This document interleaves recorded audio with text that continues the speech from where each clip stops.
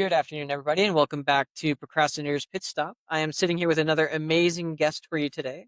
We have with us Kylee Leota, who is the founder of Elements for Success, and she is a transformational coach and advocate for authentic leadership who leverages her educational background and personal experience as a single mother of three to empower individuals and teams to align their values with their goals and lead with confidence and purpose. Kylee, welcome to the show. Hi, Chris. Thank you so much for such a warm welcome. Oh well, we're happy to have you here, and we'll dive right into it in just a second. But we do love to have an icebreaker on the show, and the question for you today is: which cartoon character do you resonate with the most, and why? It might sound a little cliche, but Wonder Woman. And that is because I think, Wonder Woman was always underestimated in terms of her capabilities. And until she put on this, her clothes and everything, and she stood into what was probably a male dominated field and showed everybody up. And I think I have been underestimated myself over the years. And I think being a single parent of three children, escaping domestic violence, being a leader, both in a corporate and my own business now, I think you kind of have to have some Wonder Woman attributes to be able to do that. And that's not to say it's not hard, but she developed her personalized toolkit along the way of things that helped her achieve her goals. And I do the same. And again, in service of others. I love that. I love that, and also that lasso of truth, right? That fits into the For authentic sure. side of things. Absolutely. And I I think love that. I think the lasso of truth is so important because we talk about being honest, but how many of us we go through a version of honesty? And to have true accountability and to be truly supported, we have to be able to have open and honest conversations. And that involves being a truth teller. But the truth is uncomfortable and ugly and painful sometimes. Absolutely. For sure. There was a show, a movie a few years back, I think, The Ugly Truth. And it absolutely can be. But we've got to be able to hold space for different perspectives. And we also have to understand that my truth might be different to your truth. And that's that perspective taking piece. But our goal is to be able to hold space for different perspectives to become to the win-win for everybody in a universal truth that works for everybody. I like that. I like that definition of truth, and knowing that what's true for me isn't necessarily true for you. Sure. So, Kylie, let's start with an easy one here. We'll sort of ease into it a little bit. Let's do it. How would you define procrastination, and what does it mean to you personally? So, procrastination for me personally, so I do a lot of work around understanding behavior and how the brain works and all those kind of things. And so, if I was talking about my executive functioning skills, so I imagine my brain like an air traffic control tower, and the planes coming in are the messages coming into my brain, and the planes taking off are the messages going out. And we all know that air traffic control tower operators need to be on high alert. Otherwise, things get a bit chaotic up there, and it might resemble a Die Hard episode of they're getting snowed in. And so part of that executive functioning is our task initiation, getting things started, and it also has that planning and prioritizing piece. And so for me, when I am procrastinating myself or when I'm supporting others to navigate their own procrastination, usually there's a blocker around that ability to task initiate and that ability to plan and prioritize.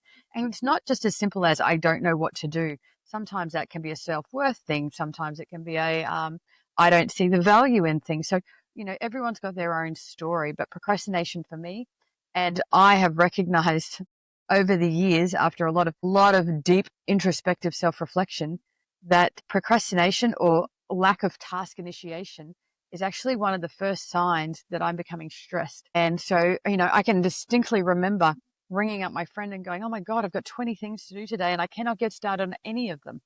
And all of them were in my scope of ability and scope of skill set. And some of that was really low hanging fruit.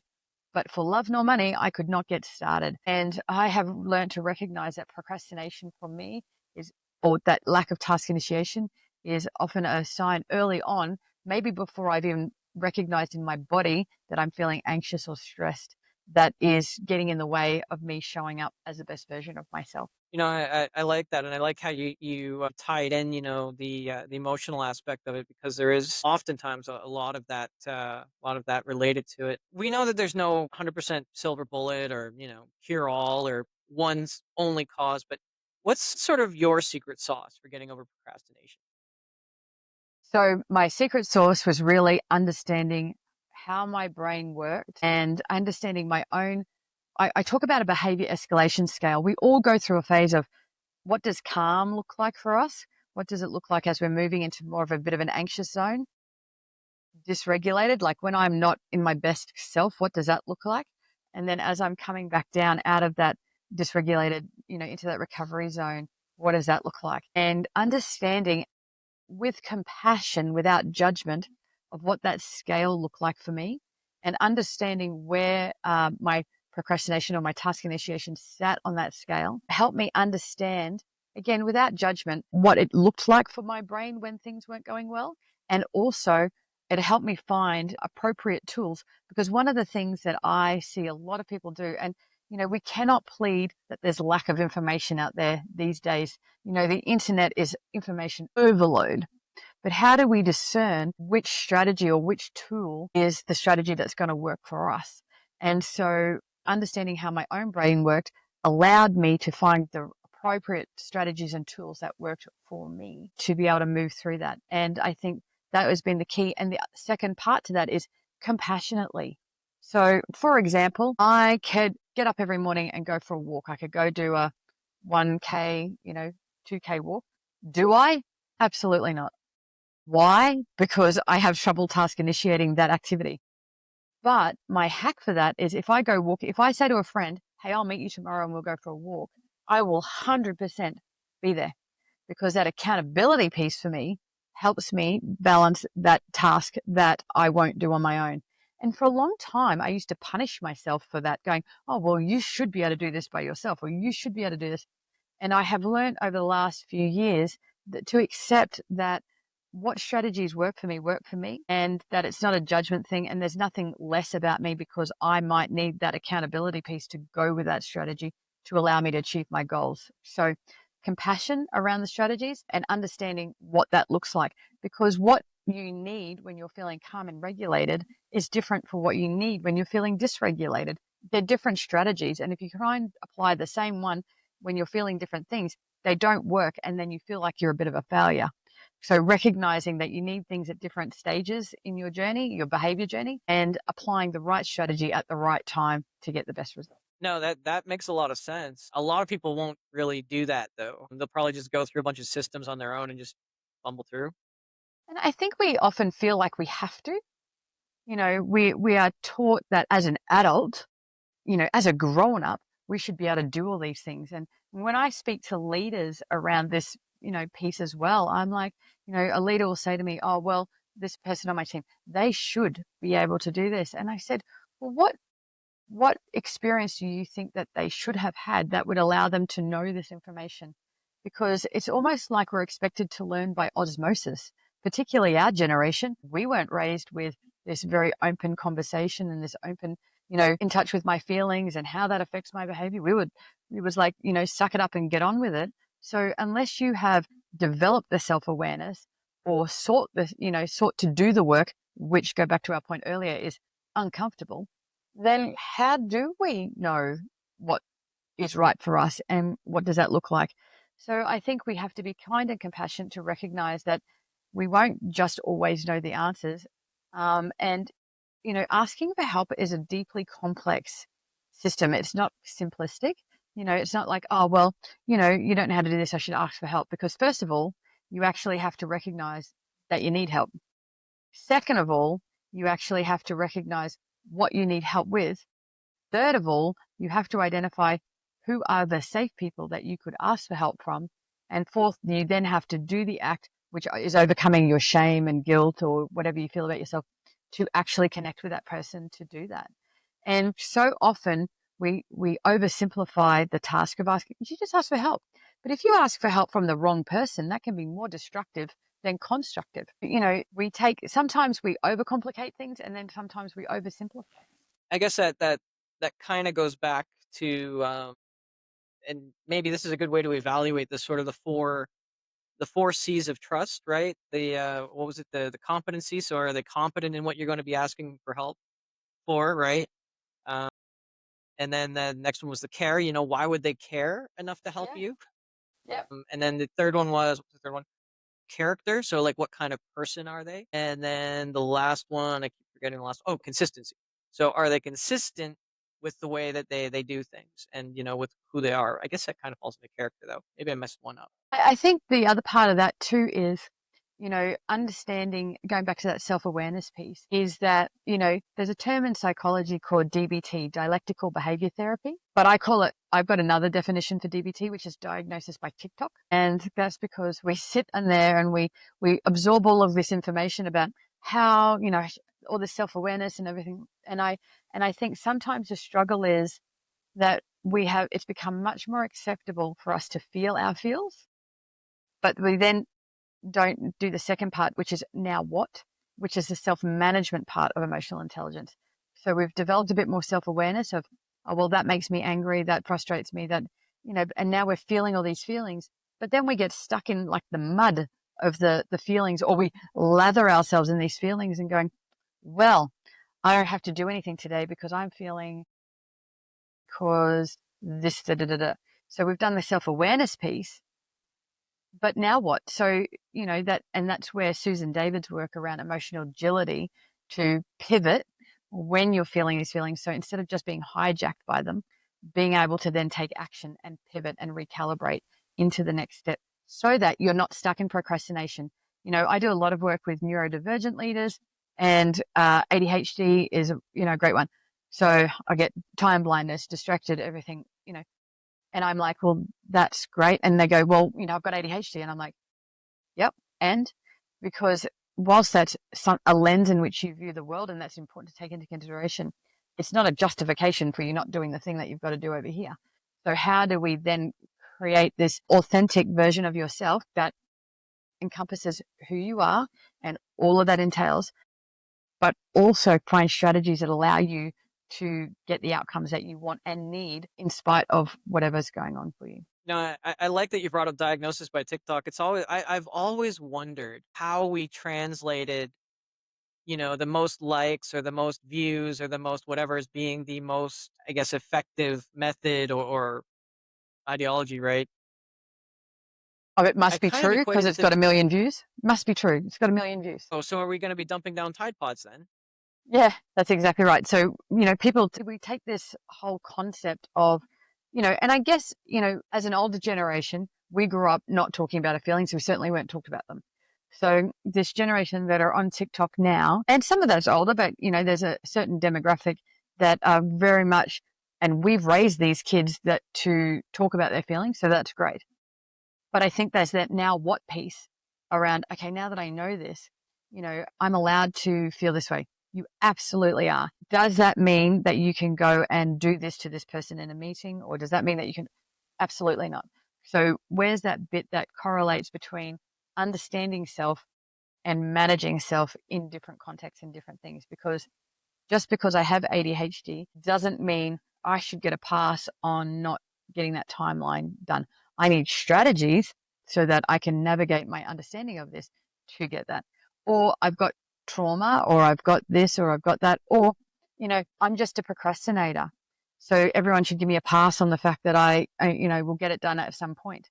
Well, the truth is, we all have to exist within certain frameworks, and some people will craft a life for themselves, quite entrepreneurial, that allows that accommodation to occur. But if you don't find strategies to hack your own brain around that, it becomes a limiting thing rather than an empowering thing. Or what are some of your favorite strategies? But to overcome procrastination, so I, first of all, I think strategies, I call myself the Mary Poppins of strategies. So when Mary Poppins is pulling things out of her bag and it's just never ending, I'm like that, but for strategies. So I've never run out of an idea for somebody to try as a strategy first. I think the other important thing to remember is it's not a one size fits all shirt. So as you're putting on a strategy, you need to try on like you're trying on a shirt. Does it fit? Does it feel comfortable? Is the material soft? Has it got that itchy tag that is kind of annoying me as I'm doing this process? And if the strategy doesn't work, first of all, you actually have to give the strategy a try. You can't dismiss something you've never tried. Second of all, if it doesn't fit, take it off and try a new one. And third of all, you need to be around people that maybe have had more exposure to different types of strategy than your limited worldview of what strategies that you know to be true for you. So there are three things I consider when I'm talking about the best strategies. So one is there's kind of two approaches to tackling a problem, isn't there? There's do the hard thing first, or there's the snowball effect. And so that, marginal, that reinforcement of that small wins to be that cumulative effect, to get that dopamine hit, you know, and I am the queen for writing a job list. And then if I do something that wasn't on the job list, I need to write it on the job list so I can cross it out. So, so I get my dopamine hit. So that's when that is validating. But some people need to sit in the deep work and do the hardest, most non-preferred task first. I also think that I do a thing called an energy audit. And so the reality of life is sometimes we have to do things that are non-preferred, that, we don't like. Even as a parent, I'll say to my kids, they're like, oh, I don't want to do this job. And I'm like, do you think I woke up this morning and went, yay me, I get to do the washing? No, I don't. But do I have to do it so you're not walking around naked? Absolutely. So one of the things that I talk about is the fact that if you can't change, reduce, or eliminate the problem, the activity, or what you're doing on, because, I hate my job. Well, may not be in a position to leave your job. Not everyone can be Tony Robbins and burn the boats and go off and live this life, right? So you may, until you figure out a solution around A, how to make your job more enjoyable or workable, or B, you can find an alternative, you've still got to go to and do that thing, right? So my other strategy is that's an energy draining activity for you. If you're hating your job and turning up and showing up and being there is an energy draining activity for you, but it's one that you cannot change in the current moment, is I would bookend energy giving activity. So I do a bit of an audit around things that I love that give me energy. And I would be bookending the task that I don't like with things that give me energy and at the end of each day, because that allows me to know that in an hour I can do this. Before I go, I'm actually going to give myself a boost of energy, because we've only got so many spoons in the day of energy. And if we are depleted, if you wake up and go, oh my gosh, I've only got, 2 spoons out of 10 today before I even get to the thing that I hate, your ability, your brain starts slowing down, and your ability to do things that you're capable of doing slows down. And one of the things that I talk about a lot with people is will, skill, but capacity is the overarching thing around that. So if you have the will to do something, it's going to be easier. But if you have to do something that you don't like to do, that's going to be depleting. You may or may not have the skill, but often a determining factor is what your capacity is. And that capacity is determined by a whole variety of different things. If you've got a loved one with a health issue and you've still got to turn up to work, you're going to be depleted. If you didn't get a good night's sleep because you've had nightmares about going to your job, or you've got a new baby, or, a whole heap of things, you know, you're going to be depleted. So your capacity. So how do you regain some of that capacity is by looking at that energy audit and what are the things that you like to do that you can build into that. And I help people recalibrate their days, because a lot of people say, I don't have enough time. And then we actually break it down, and they do. And I had a really good example of this. I was working with a leader, and she's like, Kylie, I'm a terrible leader. And I'm like, what do you mean? She goes, I've got all of this paperwork that I'm supposed to get done, and I have an admin day to do it, and I don't get anything done. And I said, well, let's talk me through it. Talk me through your day. And of the day that she allocated for her admin, her time block to actually do admin was half an hour out of the 9 hours that she'd allocated, because she kept getting hijacked by everything else. So what we did was we flipped the day she did admin, because the day that she had set aside for admin was always hijacked by something else. So just purely by flipping the day, and within a month, she was already like getting every admin task done. She wasn't taking work home after work. She wasn't working on weekends. And in actual fact, she was promoted 6 months later because she was bored, because she had achieved everything in that job, just by recalibrating her day and really doing a bit of an audit about what was going on as opposed to what she thought was going on. You know, and yeah, you mentioned something that I want to like touch on just a moment. You said that you have to try on these different strategies and to know if it's going to work for you or not. But, and here's the but, we live in an instant gratification society. So how long should we test out a strategy before we definitely say, no. Yeah. Look, it'll vary from person to person. But for example, if I have clients that need to go see a therapist, for example, and they are like, I don't want to go see a therapist. And I'm like, okay. And we unpack the why, what's been going on for them. I often say to them, you actually need to give it 3 appointments before you can decide whether or not that person works for you or whether this process is going to work for you. Because the first one, your anxiety is so high about going into this meeting that you're really not processing anything. The second time, still a lot of background information. And by the third time, you will get a bit of a gut feel for maybe whether or not this personal thing's going to work. There are other strategies that we might do that, might just take one go. But what you probably need is we need a strategy to sort of audit that thing.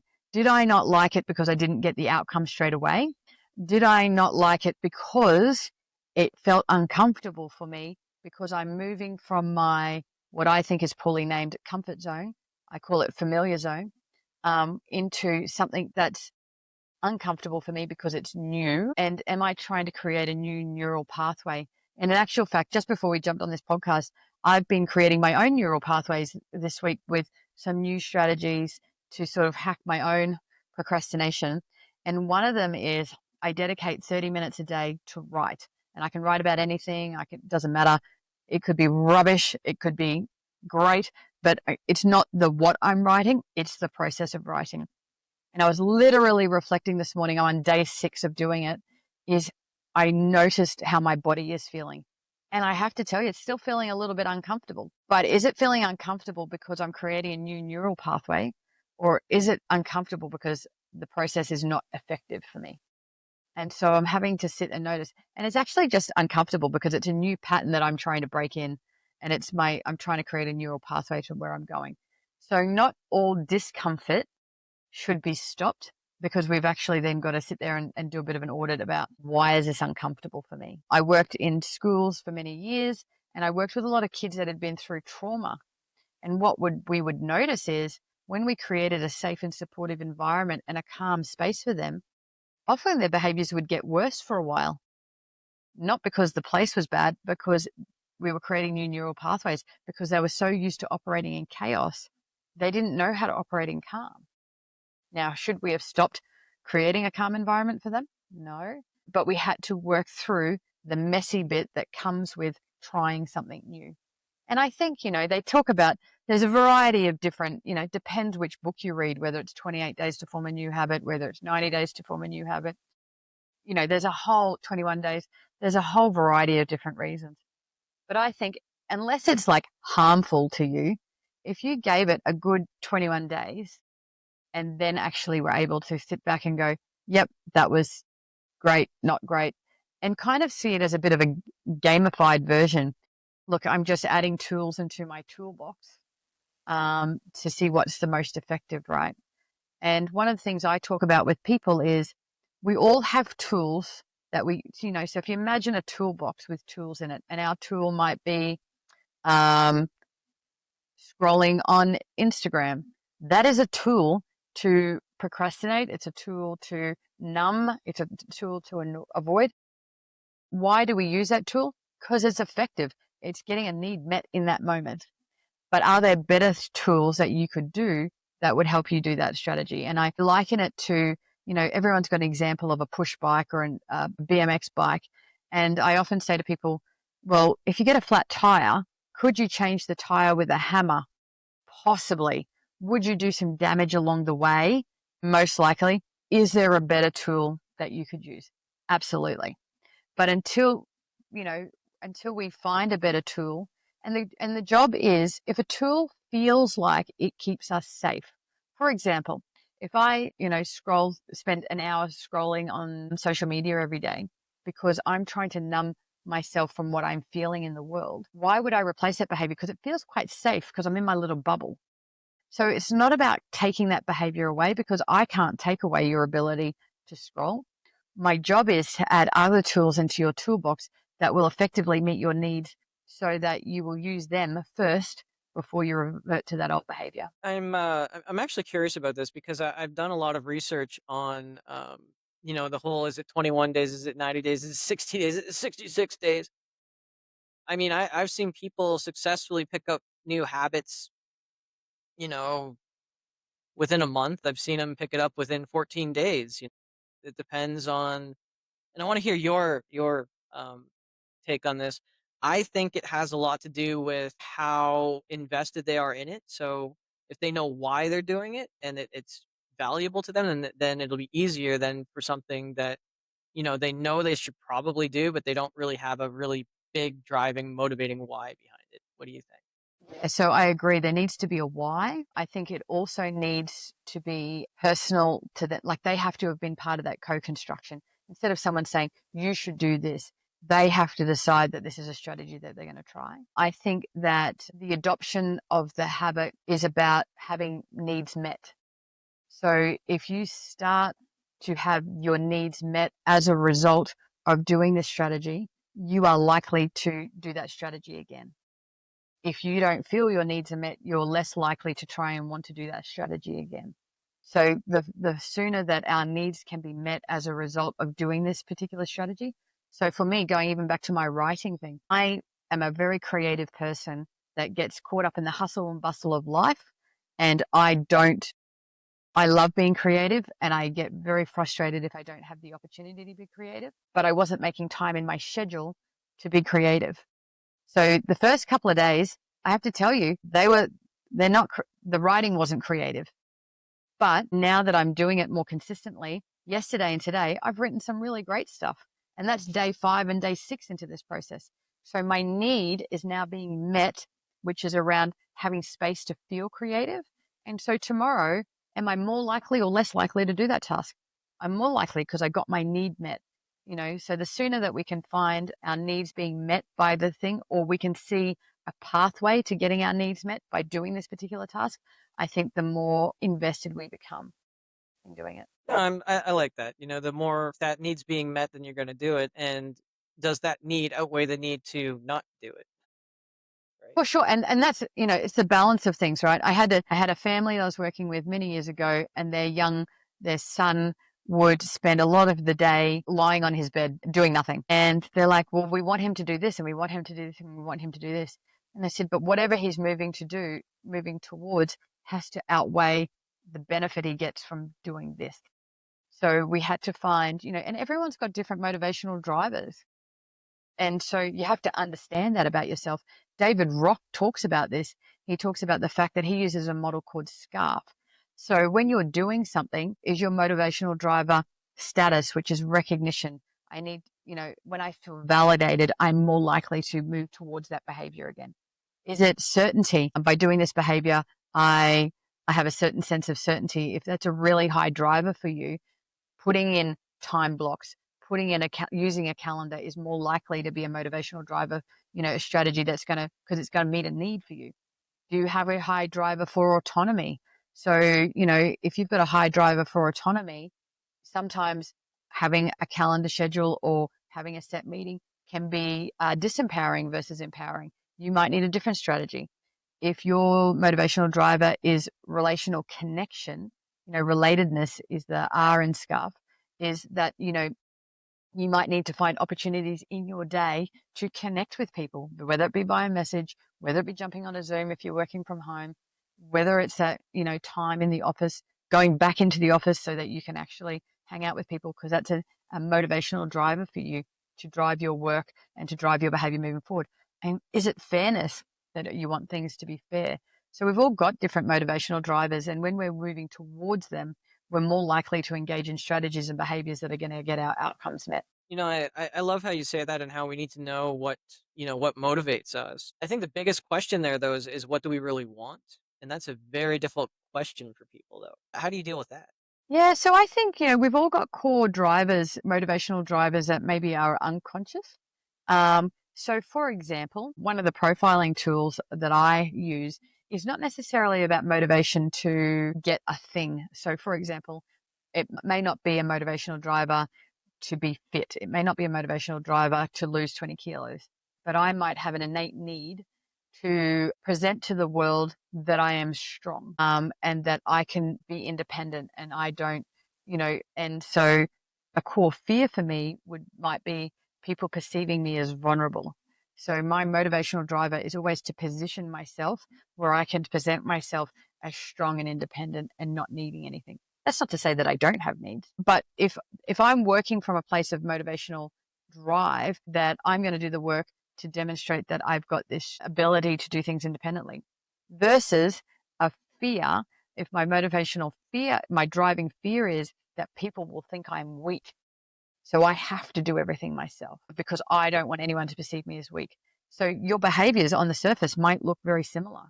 Similar to, if you like to help people, if you're doing that as a motivational driver, altruistically like to help by nature.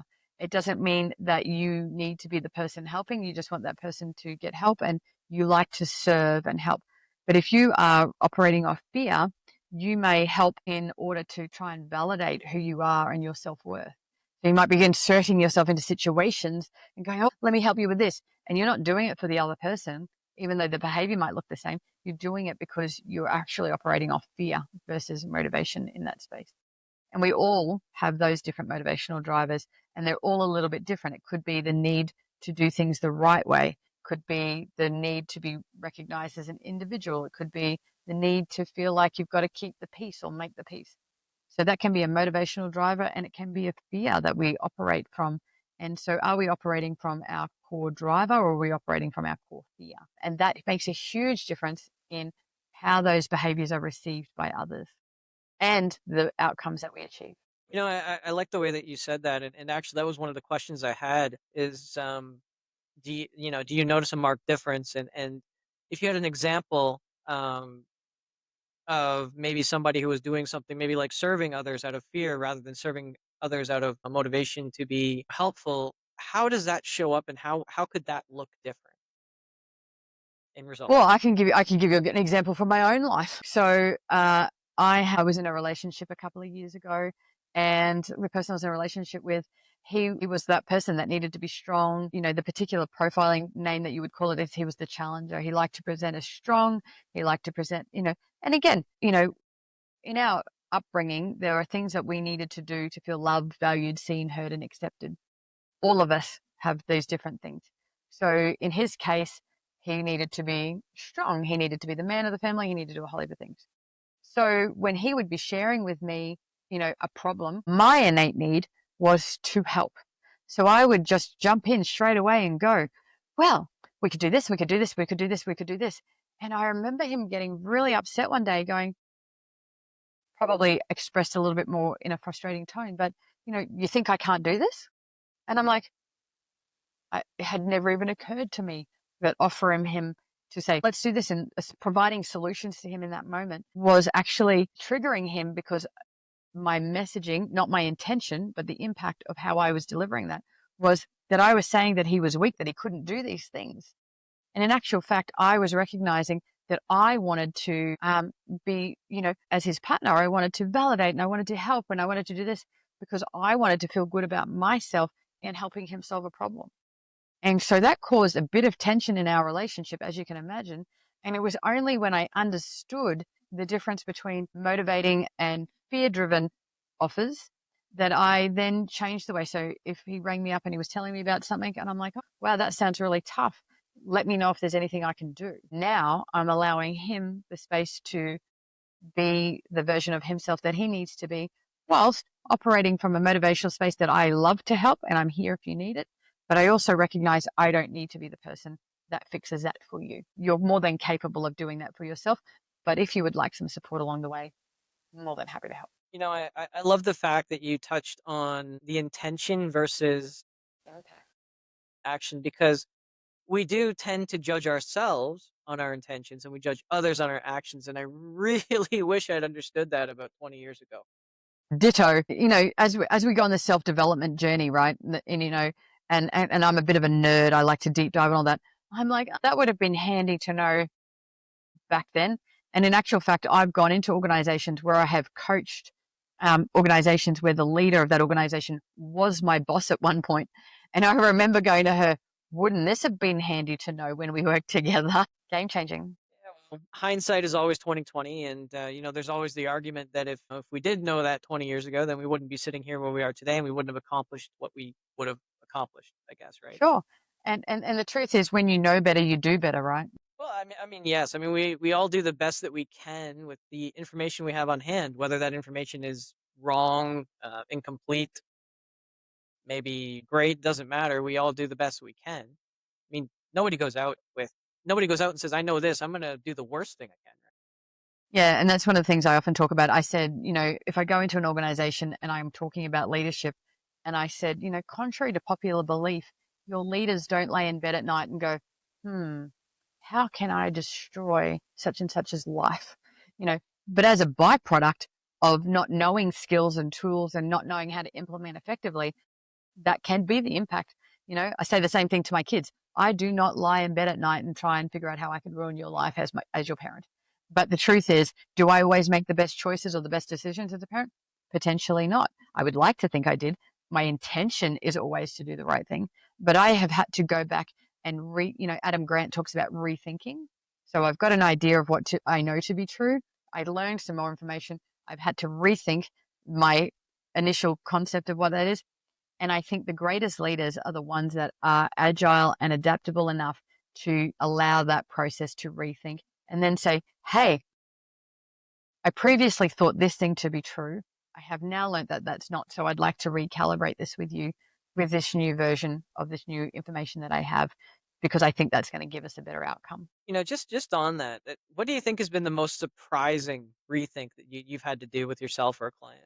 From a personal level, one of the biggest rethinks that I have had to do is that self care is selfless versus selfish, because generationally we were raised that you take care of everybody else first. And even the theory of you put the oxygen mask on yourself is a theoretical idea, because really what you should be doing is looking after everybody else to your own detriment. So self care is selfless versus selfish is one of my own personal rethinks that I've had to do. And carving out that time, as a parent, as a single parent in particular, you sit there and go, well, if I take time out of my kid's day to go and get a massage, to go and do this or whatever, oh my gosh, what a bad parent I am, because I should be showing up for my kids at all times.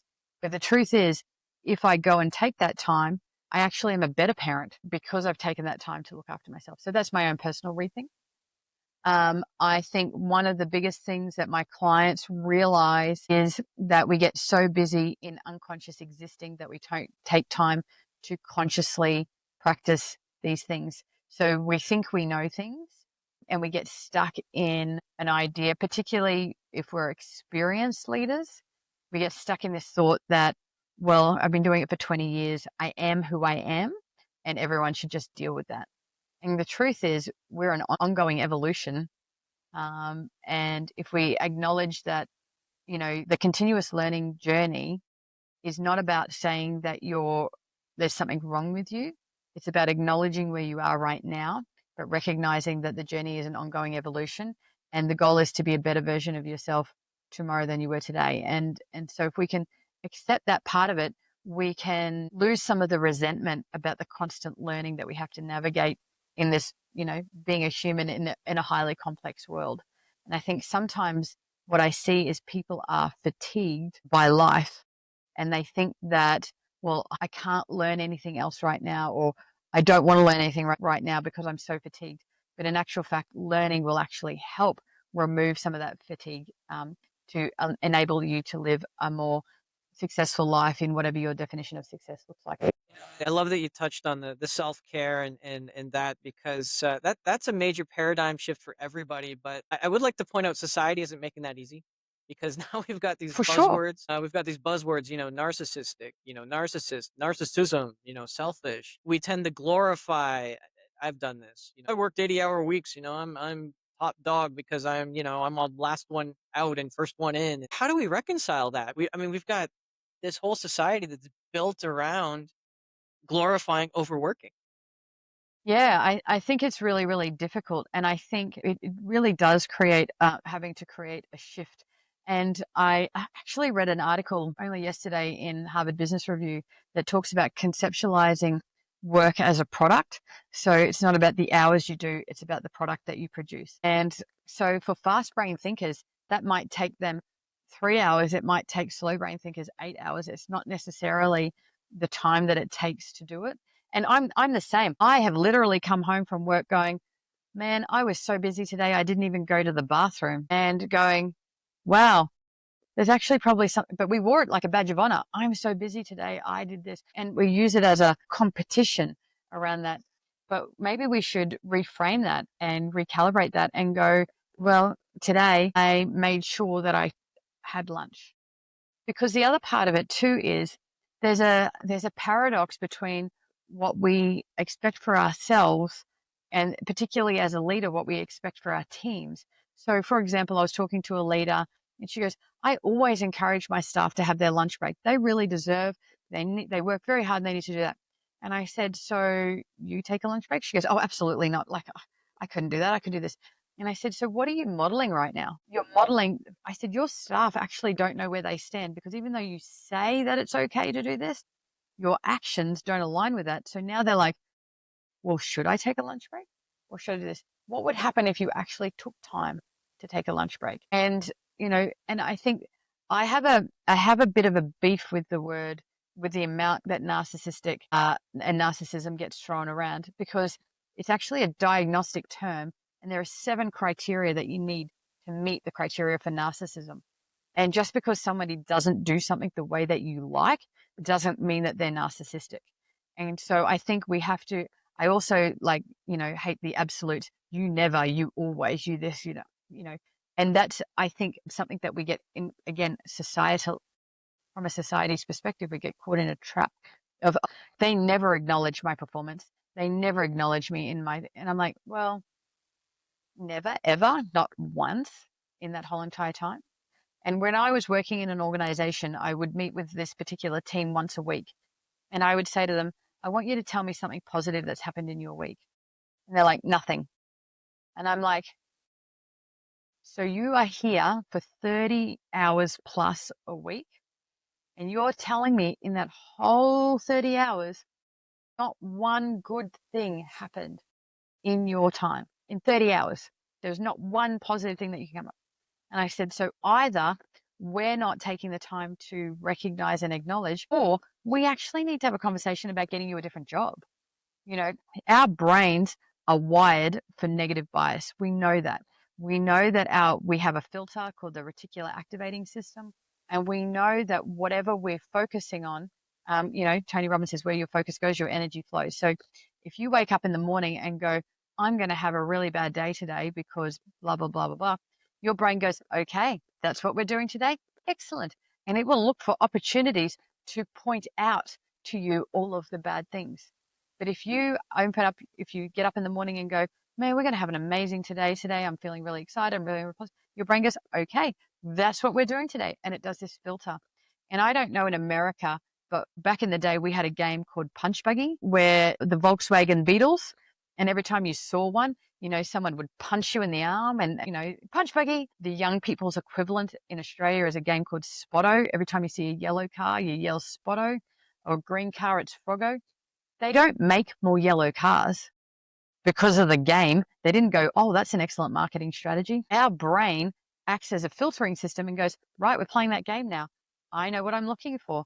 And it tends to, have you ever noticed if you're playing that game, how many you actually find or how many punches you got in the arm because there were so many, so we have to be mindful of the narrative that we're telling ourselves and the thoughts that we're putting into our own space. So part of that, going back to, we champion overwork and we champion busyness, is what happens if our thought processes was, I'm going to give myself permission to do this today. And then, it is amazing how many opportunities your brain will present to you, the opportunities to take that moment.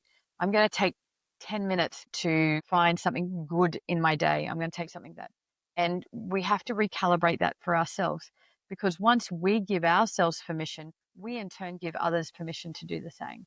So it actually starts with us. We can't wait for the world to go, look, this scheduling and championing busyness thing is not working for us, but I'm going to go along with it until society recognizes it's not a problem. We have to start with it going, you know what? I'm going to start with this is not working for me. And what does that look like? And I'm going to let my actions and my achievements of not overworking, because I actually am much more effective if I work a 6 hour day than if I work an 8 hour day, or if I work a 14-hour day, or whether I work a 16-hour day. So, what does that look like for you? And find your own version, and then let that be your true north, and let that be your filter as your guide. And then you will find that you will find your filtering system will act to find other people that think like you. And now you've started a little movement, because you're going to find people that think like you, have the same beliefs, and it's going to grow and grow and going to grow and grow. I love that. I definitely love that. Finding those good things in the day too. It sometimes when somebody asks about something positive that happened in the day, we don't think about the small stuff either, right? We don't think about, oh, you know what, the coffee maker's almost always busted, but hey, today it was actually not garbage. 100%. And I do an activity with my clients where I say to them, what worked well this week, this month, depending on how long I've seen them, and then what hasn't worked, without judgment. And everybody wants to jump on the what hasn't worked page. That list could be like a mile long. But they find it really hard to sit with what went well. And so again, that's that rewiring part. So for me, and I've been through, like many people, a fair bit of adversity in my life.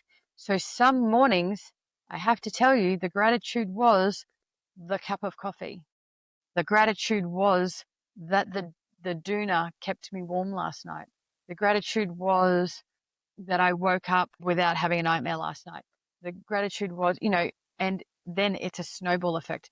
Small things accumulate over time to become these bigger things. Mine was, I have to tell you a funny story. I was supposed to, so I'm in Australia and I do some stuff to the US, and there was a call last night. Well, in Australian time, it was last night. In America, it was daytime.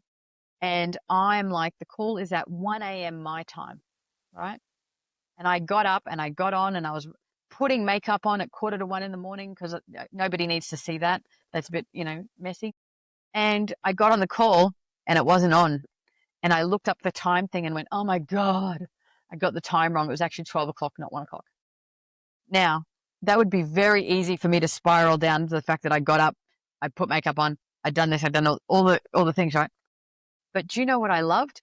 My moment of joy for yesterday was the quiet that I had post that moment, where I actually got to sit because everybody in my house was asleep. And I actually was far more productive in the following couple of hours than I had been the week before, because I had space. So I often joke about looking for the unicorns in the pile of poo. So when things are really hard, what was that unicorn? So did I like getting up at 1 o'clock in the morning? No, I'm not a night person. Did I like the fact that I'd gotten myself all dolled up and made myself a coffee at 1 o'clock? No. But what was the unicorn for me is that I was actually able to I had 2 hours of really intentional, purposeful, peaceful time to work on something that was important to me. And I allowed myself to do it. So that was the unicorn for me. And as of that, I then went on to have a really positive conversation. I did another podcast, and my energy, even though I was sleep deprived, my energy was higher than it been, um, the previous week, when I had gotten my sleep every single night. I love that. I love that story. The 1 a.m. makeup run with coffee, and you get all that alone time with yourself. But Yeah. it's a And good mate, thing. I was pumped for that 1 a.m. call. I was like, yep, this is me. I'm here. And then it's like crickets chirping. There was no one else here. Wow, I mean, yeah, that takes some dedication. Kylie, it's been a wonderful conversation. I could probably go on for another 6 hours, 9 hours, 10 hours. Who knows? We'll do the longest running episode ever. But We we are coming certainly up could. pretty close to the time. Yeah. But is there anything that you wish I would have asked that I didn't ask, or anything that you feel we should have covered but didn't cover today? Look, I think we've had a really amazing conversation. I would love to share with your audience that, that this process of continuous improvement that I talk about is something that I practice what I preach. So I wrote my own book at the end of last year called Infinite Leadership, which is around leading self in order to lead others. And that's whether you're personally leading a family, kids, whatever, or professionally. And each of those pillars are so important. So, you've got identity, who you are, And as we're navigating our own procrastination, journey, that's what this podcast is about, is understanding your propensities and your tendencies and your strengths and your challenges, but also the labels that others have bestowed upon you or the labels that you've bestowed upon yourself. And are they still serving you? And recognizing that you get to be the author in your own story versus the character in somebody else's. So if you've got labels that you wear that are no longer serving you, recognize that, Vusi Thembakoyo says your identity is man-made, so thereby it can be man-changed.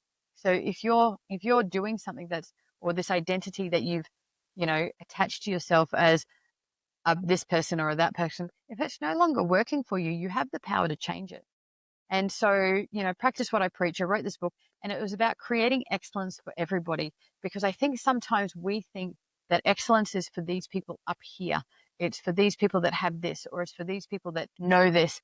But we can create a process so that, we all can be on a continuous improvement journey and be a better version of ourselves each day than we were the day before. I love that. Such a powerful note to end the show on here. Just before we go, Kylie, what's the best way for people to learn more, reach out, maybe get a copy of that book? Yeah, so you can get a copy of the book on Amazon. If you look up Kylee Leota, Kyleeleota, or if you're in Australia, you can go to my website, elements number 4success.com.au. You can find me on socials on Facebook and Insta. It is elements number 4success. And on LinkedIn, it's Kylee Leota, Kyleeleota. But go to the website, elementsforsuccess.com.au, hit the contact us and reach out. I'd love to know what resonated with you. I'd love to know if there's any way I can help and serve you more powerfully to get the outcomes that you want in your life. Excellent. Thank you so much, Kylie, for being on the show today. And to our listeners, don't worry about grabbing a pen and paper or trying to hit rewind or anything like that. We'll have all that in the show notes for you, so it's really easy for you to find. And once again, just thank you so much for tuning in. And just remember, if you can't find that motivation or inspiration for yourself today, maybe just go out and try to be that motivation and inspiration for someone else. And we'll see you again next time.